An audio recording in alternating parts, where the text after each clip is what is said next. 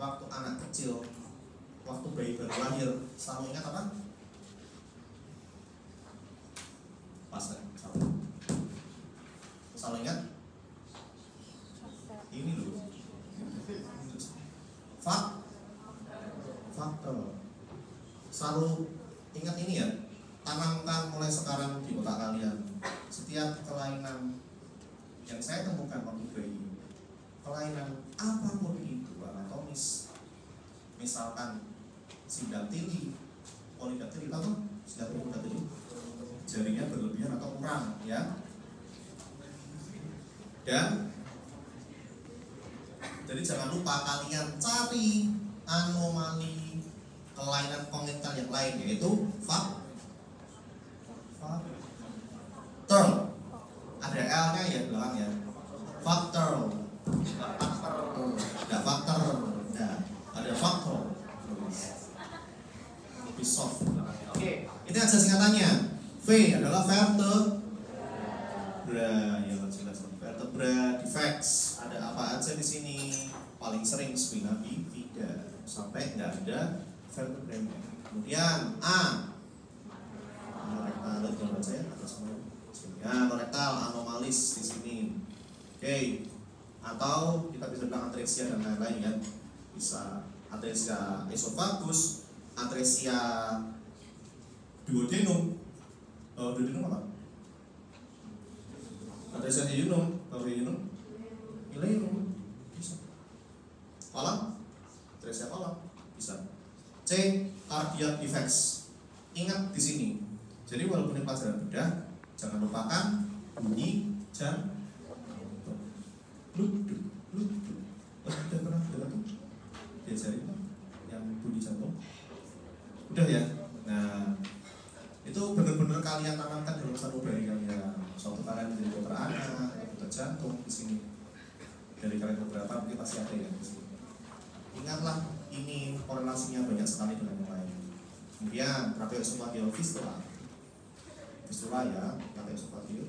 Kemudian R-nya apa? Renal. VACTR, renal anomalis, gangguan ginjal. Macam-macam. L-nya apa? Limb.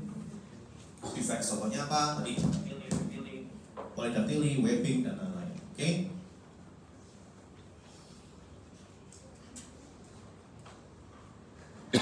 Klasifikasinya nih ya. Ya, ini kalian nice to know aja. Tapi selain nice to know ya harapannya kalian tahu dan siapa tahu hafal. Ini sulit kalau tidak dihafalkan. Saya kasih contoh ya. Contohnya nyambung normal. Kemudian yang pertama ini tersumbat, tetapi ada sambungan antaranya lambung ke trachea. Ya. Yang kedua ini tersumbat, tapi ada nyambung dari yang bawah tersumbat, yang atas nyambung antara saliva atau atas ke trachea. Ya. Yang ini nyambung, ini putus tapi nyambungnya ke sini. Yang selanjutnya dia ada koneksi kayak bentuknya H di sini. Jadi bisa atas bawah bisa. Ini lurus bisa, samping situ juga bisa. Kemudian yang terakhir nggak ada hubungan apapun. Oke. Yang cepat meninggal yang mana? Hah? Gimana? Yang cepat meninggal?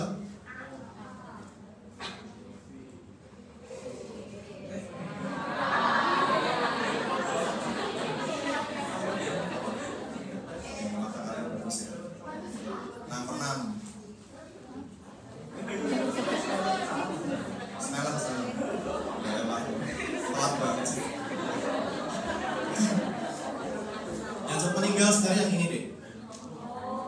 Kenapa? Why? Maksudnya ke lambung atau sebaliknya. Pneumonia et causa, reflux of the gastric juice to the trachea. Cepat sekali ini. Paling hitungan saya tidak tahu sih. Hitungan hari mungkin bisa. 1 hari, setengah hari, seperempat hari bisa. Jadi hitungan jam maksudnya ya, hitungan jam ya, hitungan jam misalnya. Ini ini agak lama nih dek. Kenapa? Ini habis ini ya, ini lagi.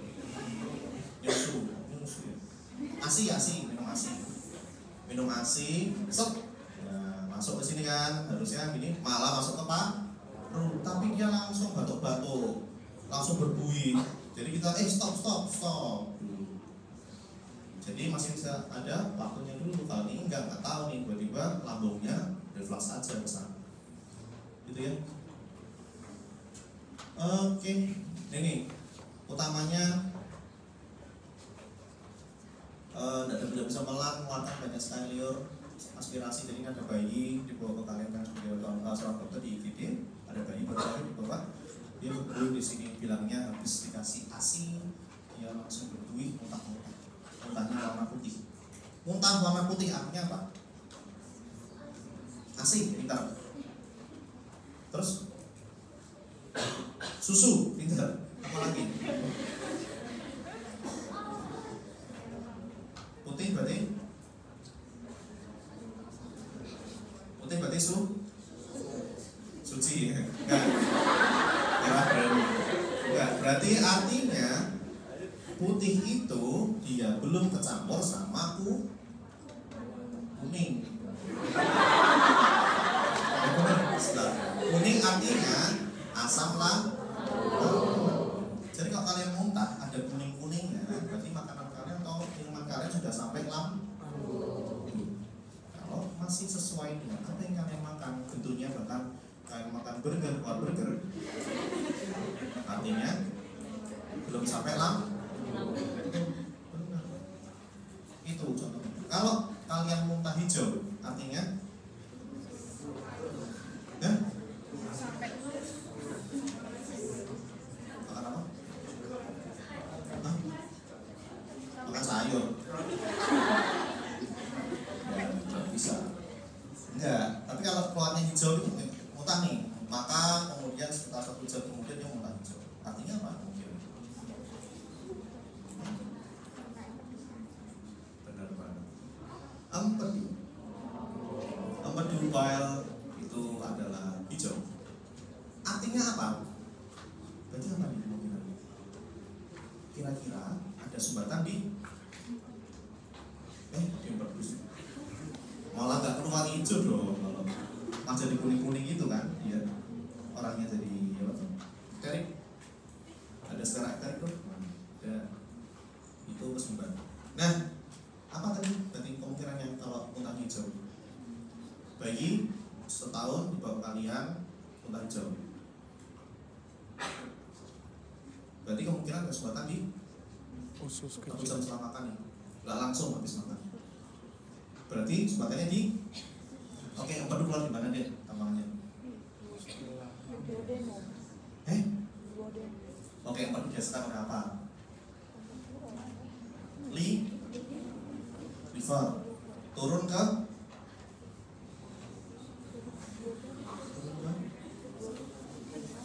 dari hati turun ke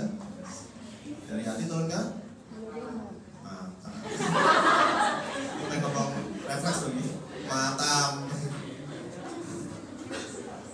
Dari hati turun ke usus. Ya usus memang. Ususnya apa? Pas Descendant atau pas ke descendant. Pas dua ya, gini ya, berarti yang pas turun di situ keluar ada sphincter Oddi, ada papilla duodenima ya, ada ampula keluar sambungan dari ductus pancreaticus dan juga choledochus ya. Ini liver, dia turun ke bawah langsung tuh hepatiko dextra, sinistra, hepatiko communis, nyambung sama ductus cysticus, jadi CBD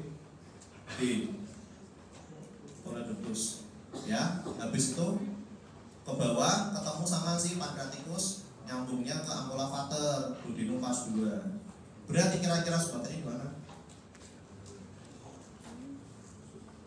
Di usus. Di mana? Ya bisa.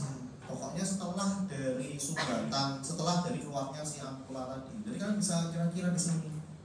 Bayi keluarnya susu. Habis minum langsung keluar. Ada sumbatan berarti kira-kira di bagus. Mungkin nggak nyampe lambung.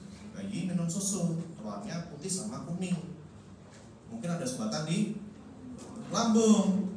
Contohnya ada sumbatan yang ada di bagian lambung distal. Contohnya adalah sphincternya, contohnya hipertrofi pyloric stenosis. Ya, sumbatan di lokasinya habis minum susu muntah warna hijau, bayi 2 hari. Sumbatan kemungkinan di duodenum pas 3 mungkin atau pas 2 yang bagian distal. Kemungkinan ada atresia duodenum, stenosis duodenum, nah gitu. Cuman hanya dari anamnesis molekuler fisik kalian bisa ngira-ngira nih sumbangannya di mana, gitu ya. Oke, gambaran klinis, nah di screeningnya ya ketemunya ini ya, next, ya oke. Nah ini potensi setelah lahir nih dia keluarnya nih bersalivasi, gelembung, cyanosis, tersedak, sesak napas, iritasi. Next. Pneumonia, kenapa pneumonia? Kita lihat arterionya masuk ke paru, jadi pneumonia. Nah ini, kalian salah satunya bisa mendiagnosa dengan paru-paru datang. Kalian pasang OG, kok NG itu sih salah ya. Biasanya pasang OGT ya, jangan NGT kalau bayi baru lahir. Kenapa?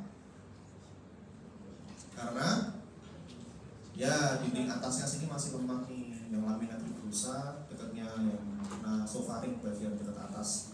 Kalau salah dia naik ke atas jebret masuk otak malah. Jadi masuk sini aja ya. Nanti kan akan ngerasain semua, akan masuk ke bayi-bayi semua. Itulah sebagai dokter ya. Oke, mentok nih, mentok. Sampai berapa ukurannya? Kira-kira terus diukur nih. Oh jangan-jangan ada apresiasi bagus. Di sana betul, ya next. USG sudah ya, oke. Nah penunjang nih. Mana sih? Nah ini dijelasin. Ini NGT. NGT-nya dia cuma di sini. Harusnya di mana sih ini? Di mana harusnya? Nah ini loh, segitiga ban. Ini lambung. Kok lambungnya isi udara loh? Biasanya kebanyakan yang tipe apa ini? Kok ada udaranya? C. Yang fistula, trakeo, esofageal, distal. Jadi di sininya bumpat, yang sininya ada sambungan. Nah itu. Mungkin. Nah ini, oh ada di sini malah. Kontras dalam kebutuhan ya, bahaya. Nah ini tipe H tadi ya. Tindakannya, nah ini kalian wajib tahu karena ini kompetensi kalian. Tindakan operasi sentral vena. Jadi kita mempersiapkan pasien tersebut untuk melakukan operasi. Segera mungkin nggak? Iya, segera mungkin untuk dilakukan koneksi saja, belum disambungkan secara langsung sama efektif. Ya ini operasinya. Next. Nah ini tadi ya, megakolon yang di atas akal siap. Adanya ketiadaan peristaltik corpus esophagus bagian bawah dan adanya hipertonisitas sphincter. Jadi si sphincternya dia hiperton, dia kenceng banget ini. Tetapi yang bagian atas peristaltiknya nggak ada. Jadi dari atas tidak ada yang meres, yang pokoknya kalau kenceng. Oke makanya nih. Nah ini terlalu kenceng nih di sini nih. Nah di sini tapi nggak ada juga. Makanya kalau lama-lama dia gede nih daerah tuh. Nah ini 10 kasus per 100.000. Ya tapi agak jarang ya ketemunya. Biasanya makanan masih nggak masuk, tapi kecil-kecil sedikit. Biasanya jarang banget yang sampai total sampai nggak bisa apa tuh masuk gitu nggak ada.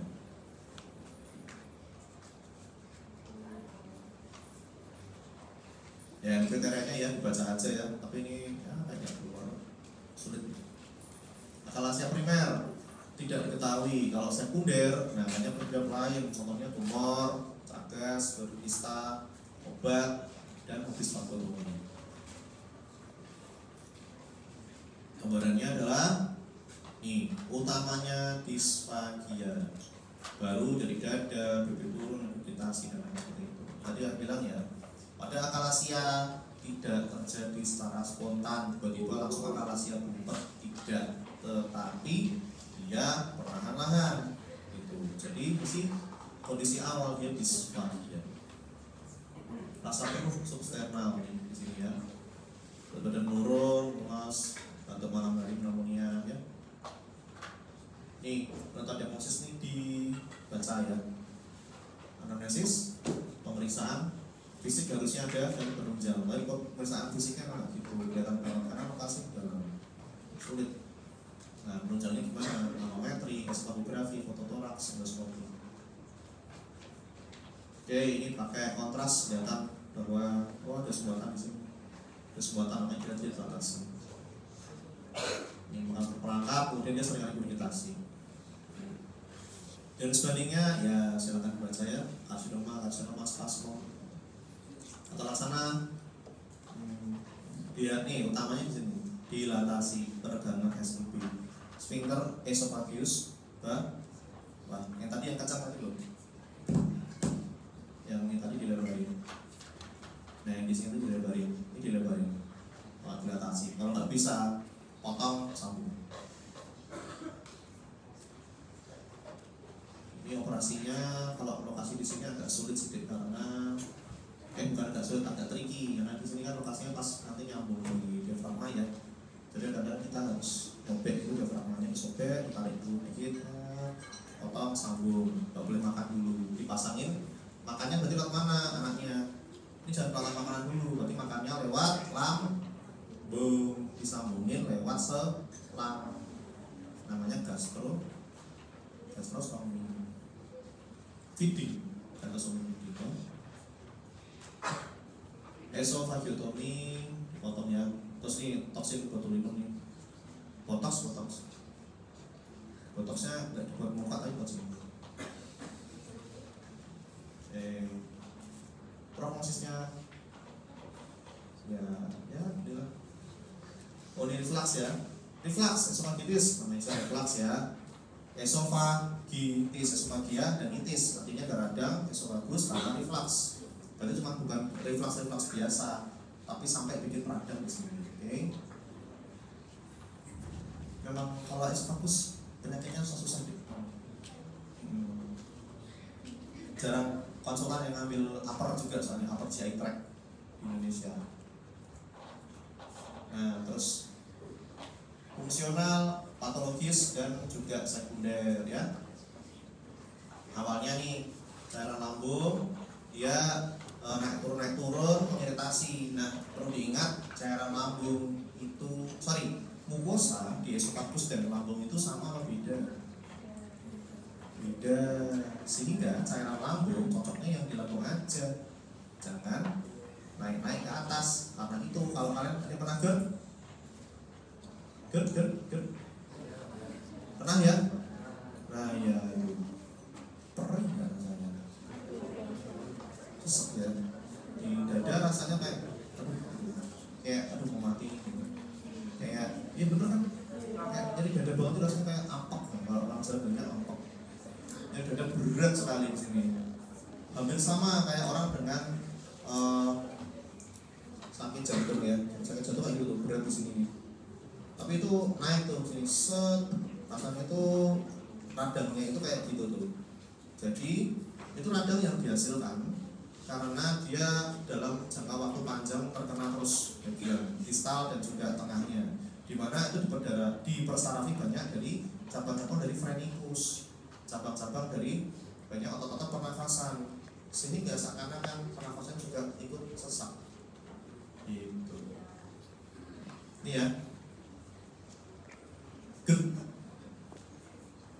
Nah ini tadi ya sphincter ya, dia malah ini lost goal ini. Harusnya dia bisa kencang di situ saat dibutuhkan, tetapi di sini dia lemah sehingga dia naik. Tension clearance ya, terbatas ya, isi lambungnya dia naik ya sangat cepat. Dia gejala klinisnya paling sering nih regurgitasi atau dia balik, kemudian mual-mual dan juga muntah.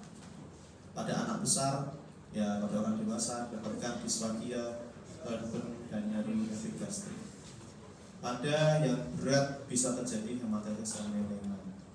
Oke, apakah hematemesis itu? Hematemesis adalah dok, dia hematemesis dok. Nah, tadi apa tuh dia? Dia ngapain? Muntah darah. Apakah darah? Apakah hitam?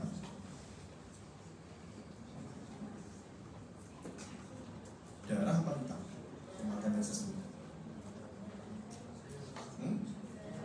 Oke, FE ketemu cairan lambung HCl jadi hitam. Jadi ya warnanya akan ditranspos dari virus nanti akan menjadi hitam. Kenapa? Karena HCl meningkatnya lebih kuat. Jadi kalau ada radang di bagian distal dari esofagus, dia akan mengelupas, kemudian dia darahnya turun ke lambung. Habis itu ketemu sama si HCl, ya, kemudian sensasinya adalah jadi heartburn dan lain-lain. Dia akan muntah ya, karena dia lolos tadi esofagitisnya. Naik berat, jadi seakan-akan muntah hitam. Ada juga muntah darah. Kebanyakan pada apa sobat muntah darah? Muntah darah, pernah dengar? Gangguan liver, cirrhosis hepatis tahu? Cirrhosis hepatis, livernya rusak karena alkohol, karena virus hepatitis. Kemudian dia muntah darah warna merah. Kok bisa muntah darah warna merah? Kok nggak hitam? Karena nggak turun ke lambung. Karena SEB-nya bagus. SEB apa? Sphincter esophageal bawahnya bagus. Jadi ada luka di bagian esofagusnya, kemudian dia langsung reflux naik ke atas, jadi dia langsung muntah darah warna merah. Jadi orang dengan virus hepatis di esofagusnya paling sering terjadi apa? VE. Apa itu? Bahasa Indonesia kok?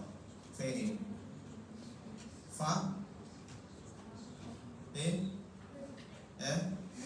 Esofagus. Apa? Yang di kaki kalian loh, yang di kaki para atlet atau di kaki orang banyak jalan, varises esofagus. Pembesaran, dilatasi dan pembuluh darah di bagian esofagus dia kemudian pecah. Pada orang dengan gangguan liver, kok bisa gangguan liver jadi varises? Panjang, kontrak saya sampai jam 50. Ngeri kontrak. Endoskopi, apa ini? Ya diperiksa lah endos ya. Kopi bisa atas, bisa bawah. Melihat nih ada apa nih, jangan-jangan ulcer, jangan-jangan ya ulcer beda ya. Jangan-jangan sariawan, jangan lubang bahkan perforasi. Terapi modifikasi pola hidup ya standar ya. Kurangi paparan asam lambung. Jangan makan pedes-pedes ya, Pak Bu. Banyak makan asam-asam gitu. Biasa standarnya gitu ya. Kemudian kurangi lemak. Terus ini ada yang makan sambil luka berbaring, sambil kayang, sambil berbaring. Nah itu nggak bagus ya. Kalau kalian makan sambil berbaring, kalian melatih kalian untuk terjadinya reflux. Jadi siapa yang mau reflux silakan, nggak apa-apa. Terus kalau makan nih, nanti makan itu harus di meja makan, di kursi, benar. Duduk di kursi, ya, duduk di kursi dulu, tegak, makanan di meja. Karena itu sudutnya bagus sekali, 45-60 derajat. Itu yang harus dicapai, yaitu ergonomis ya. Yang kemarin saya bilang harus ergonomis. Yang apa namanya, posisinya harus bagus biar vertebranya nggak hyperlordosis, hyperkifosis. Terapinya baca saja ya. Ya baca, ini nurunin ya. Ada yang pernah minum ranitidin? Pernah ya? Omeprazol? Oke. Supralfat? Antasida? Itu minum ya. Silakan minum. Gangguan lambung bu? Oh iya. Kalian pasti akan mengalami itu semua. Saya ada laki-laki perempuan di sini semuanya pasti pernah mengalami sakit lambung. Apa ada yang belum pernah? Sakti. Harusnya udah pernah harusnya. Masa belum sih? Ya. Keempat obat tadi yang saya bicarakan mempunyai jenis yang berbeda. Kalian udah pelajari itu semua ya? Ya toh? Bedanya tahu toh? Antasida itu apa? Supralfat itu apa? Ranitidin itu apa? Omeprazol itu apa? Ya. Obat. Nah itu beda-beda ya. Termasuk fungsinya juga berbeda. Ini penting banget di sini. Kapan kalian minum golongan zole-zole? Kapan kalian minum dindin? Oke? Kapan kalian minum yang supralfat atau yang antasida? Ada yang tahu? Ya nanti aja ya. Enggak kuliahnya soalnya nanti aja. Pas penyakit dalam. Oke, varises bagus ya tadi yang saya bicarakan ya. Ini besar-besar ya. Ini pembudaran nih deh. Besar-besar nih di sini nih. Karena harusnya nih vena ya. Varises itu kan vena ya. Ya, harusnya dia kemana? Kalau kok apal, varises kan vena. Vena kemana tuh? Vena kan dari seluruh tubuh ke jantung kayak gitu ya, apalagi jantung kecil. Dari vena nih kemana nih harusnya nih? Nyambungnya nanti tuh. Nantinya akhirnya kemana nih? Ya akhirnya ke vena cava, entah superior entah inferior. Oke? Nah, kenapa kok bisa besar di sini? Berarti di tujuannya ada ada hambatan di situ. Berarti pembangunan di vena porta atau portal vena mengalami restriksi. Vena porta itu ada di hepar, di liver, ya. Kalau jadi sel hepatis dia jadi restriksi dan juga disebut jaringan fibrotik. Kemudian portanya mengalami peningkatan tekanan, akhirnya dia besar dan akhirnya reflux kan, di semua di sini. Sama kalian ada yang varises nggak kakinya? Nah itu artinya ada sumbatan peningkatan tekanan tuh di venanya, femoralisnya di sana, profunda. Oke, next. Ya varises besar ya. Kenapa? Karena ini kerjanya pakai child lock ya.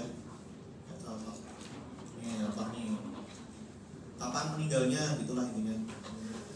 Nah nih cepat meninggal pokoknya sampai besar meninggal. Kontrol historinya ini ya. Ini kayak gini nih.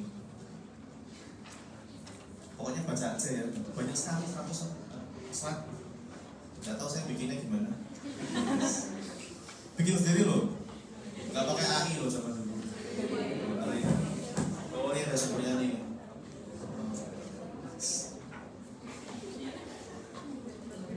Padahal ngambil ya dari PT orang lain. Next. Faktor resikonya di sini ya. Baca ya. Nih. Lah kurang 6 menit kok ngapain? Nih kalau nggak ada faktor resiko ada satu, makanya nih sebenarnya intinya adalah apapun yang menyebabkan terjadinya kerusakan pada liver, kerusakan pada saluran baliknya, vena cava inferior, vena cava superior, terutama inferior ya, dia akan menyebabkan terjadinya varises esophagus. Karena itu, nih kayak portal nih, vena portanya tekannya tinggi. Etiologinya, nah nih cirrhosis hepatis, gambarnya ada nggak ya saya? Siapa yang suka minum? Saya minum siapa? Semuanya suka minum dong. Kalau nggak mati.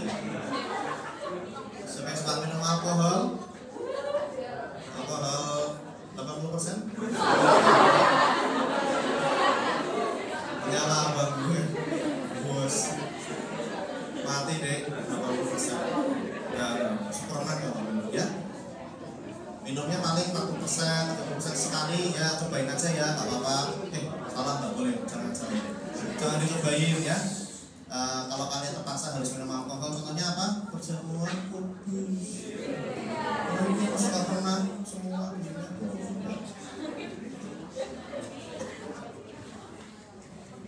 Atau ya yang tidak perjamuan kudus ya, maksudnya itu ya. Bareng aja. Ya, intinya gitulah. Alkohol itu nggak baik, intinya gitu aja ya. Tapi di Korea Selatan merupakan lifestyle,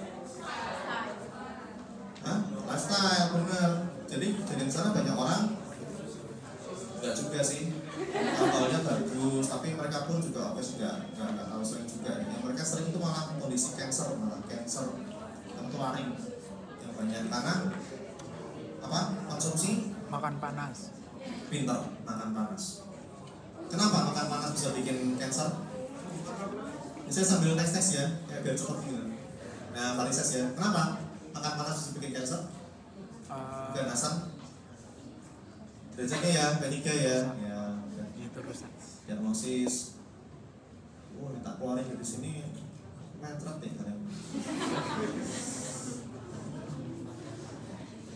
Langsung hematotesis. Kenapa bisa jadi keganasan? Memicu Ada yang bisa melogikakan? kan panas tuh. Ya karena panas, terus? Rusak selnya. Iya benar.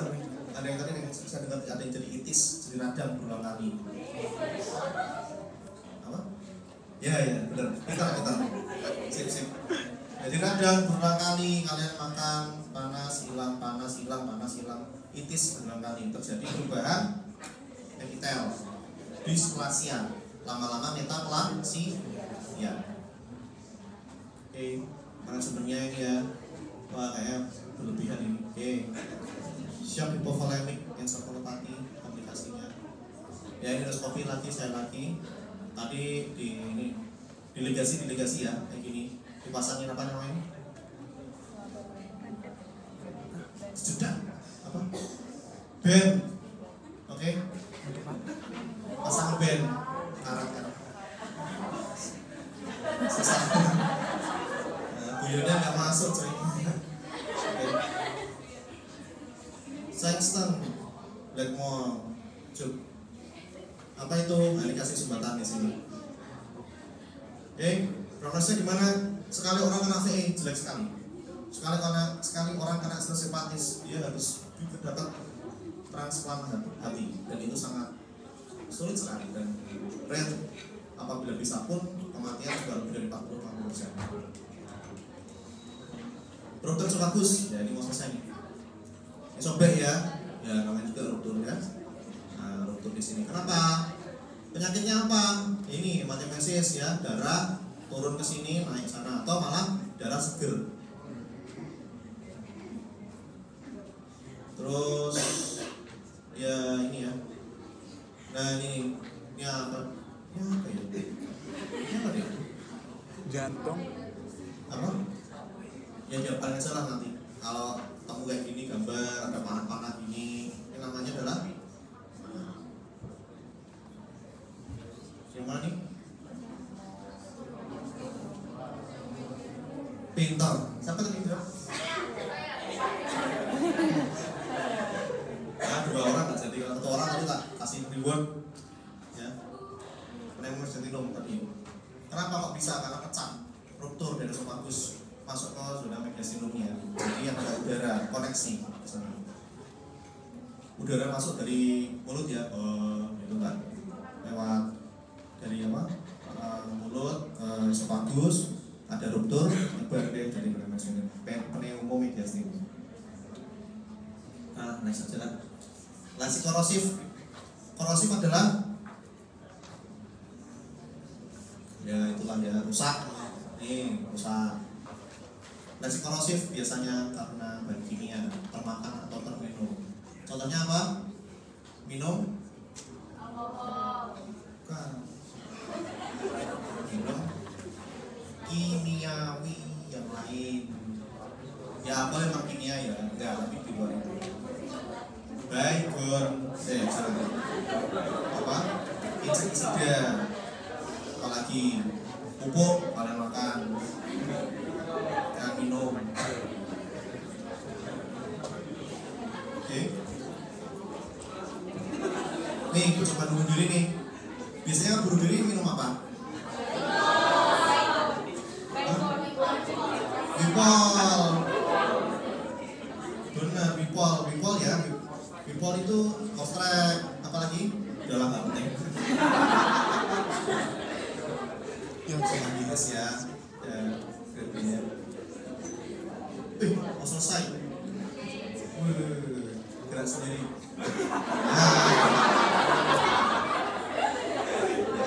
Prosesnya adalah sangat bahaya ya. Artinya kalau dia sudah sembuh pun dia nggak bisa sembuh secara sempurna. Pasti masih ada yang membekas, ada yang membekas, ya. Terima kasih. Betul nggak? Nggak.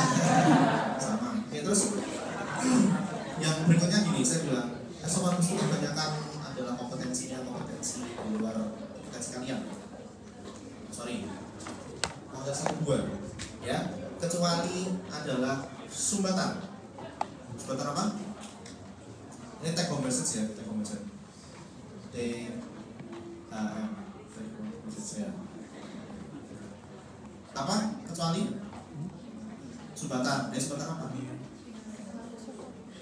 Sumbatan ya itu sumbatan semuanya. Sumbatan yang ada di jalan napas. Ya, awalnya kita mau nelen, maka kesedap, masuknya ke nafas di situ ya. Kenapa saya bilang ini kok nggak masuk di materi ini loh? Iya kan beda sama tadi esophagus ya. Ini nggak langsung ke esophagus. Esophagus gampang aja, dia turun aja nanti. Kalian makan koin, kalian makan pisau aja, kalian makan pedang, turun kok nanti ke lambung. Tapi kalau yang ada dia tersedak, epidural gerak masuk ke depan ya, akhirnya makanannya masuk ke misalnya tersedak bakso, tersedak apa tuh yang sering koyor ya, koyor tuh masih kulit ya, kikil ya, kikil. Nah itu tuh berarti apa yang harus kalian lakukan? Pernah kalian pelajari kayak ini? Apa itu? Peluk, semangatin. Namanya apa? Hamster. Hah? Manuver. Manuver apa? Heimlich manuver. Maksudnya ini satu dong. Heimlich manuver ya. Heimlich manuver. Jadi kalian wajib bisa Heimlich manuver baik bayi ataupun orang dewasa. Kalau bayi gimana? Jangan dibuli-buli kakinya. Apalagi apa? Digoyang-goyang enggak ya? Pukulan, tepukan ini atau dimiringkan. Kalau orang dewasa ya tadi ya. Oke, kan gitu. Oke, itu aja. Kemungkinan bisa muncul pada waktu apa? Ya banyak kalian maksudnya. Jadi semoga bermanfaat. Nanti akan banyak ilmu yang berusaha lagi setelah ini. Santai saja. Tolong dipelajarin ya. Pasti ada 5 soal yang keluar dari sini. Ya. Terima kasih. Ada pertanyaan? Sepertinya tidak ada. Baik, selamat sore. Terima kasih.